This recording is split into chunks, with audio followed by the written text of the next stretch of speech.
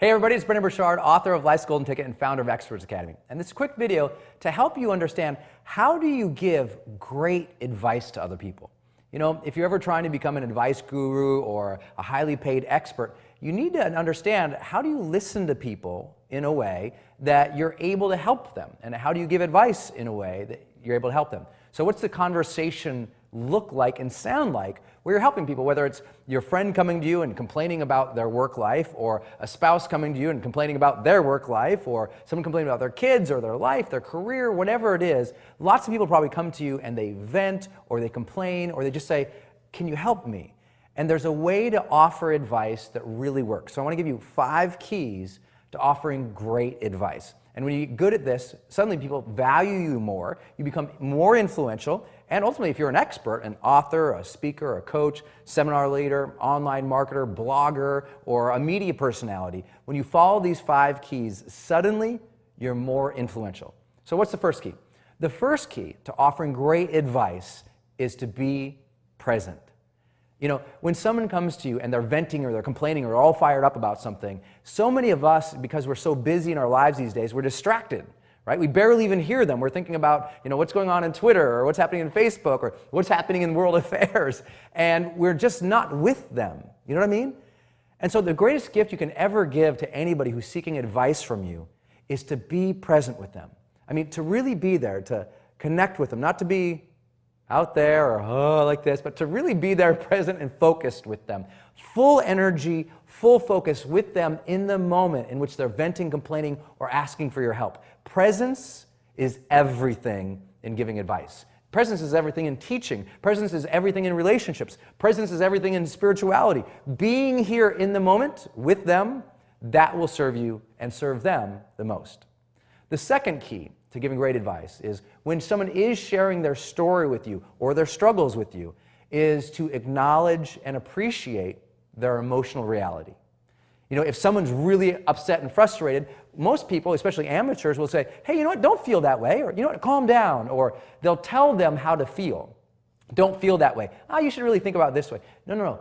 Instead, listen to how they really feel and acknowledge it and say, man, I can tell you're really upset about that.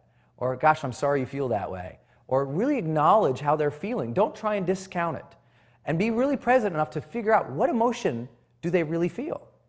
You know, you really sound frustrated about this, or you really seem like you're upset. Do you feel like confused about this right now? To really try and figure out and root out that emotion, but to acknowledge it and appreciate it, not trying to immediately transform it. Your job is not to immediately break their state. I don't believe that. I think it's first to acknowledge and understand where their emotional reality is before you ultimately try and make them feel better. Make sense? The third key is to ask intelligent questions. And asking questions and giving advice is really important. You know, what most people will try and do is they'll ask the wrong type of question. See, most people, if I'm the person who's listening to somebody, I will ask the type of question that helps me understand their situation better. That's what amateurs do. Professional life coaches, professional businesses, people who really give advice for a living, experts, advice gurus, if you will, those folks don't ask the questions where they're trying to figure out that person's situation better. They're asking questions that help that person figure out their own situation better. See, it's not about me, the guru or the expert, understanding their situation in total. It's about me asking questions that help them understand their situation more. So asking clarifying questions, not so I get it, but so they talk through it more. Asking them questions that engage and pull out more emotion so they can root through and figure out, how do they really feel about this? How do they really think about this? Asking those types of questions in a Socratic method, where you're asking questions to elicit their own perspectives, is what serves them the most. You know, the fourth key is to offer people the number one thing that they really want from you. And believe it or not, it's not the answer. Most people don't understand that you don't go and talk to experts because you want the answer.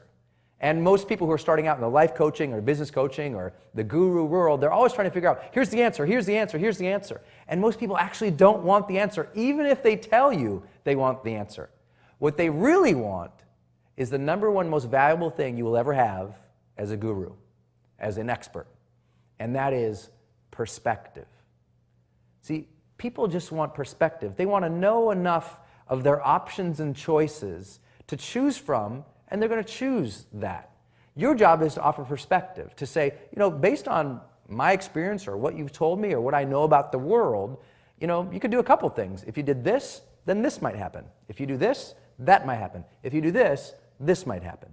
By offering them perspective of the range of choices they have, but also offering perspective on what maybe you've gone through in your life or you've seen other friends or clients or loved ones go through.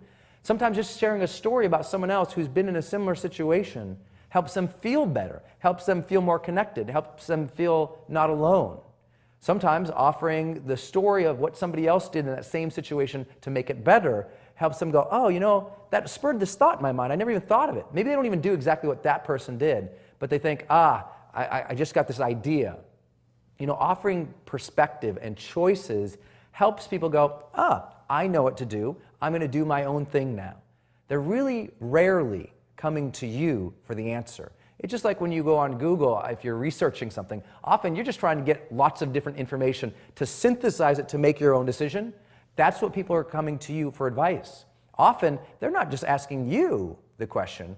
They're posting it on websites, they're asking their friends, they're asking lots of different people, again, trying to get that most valuable resource, that most valuable tool in making any decision or choice, and that's called perspective.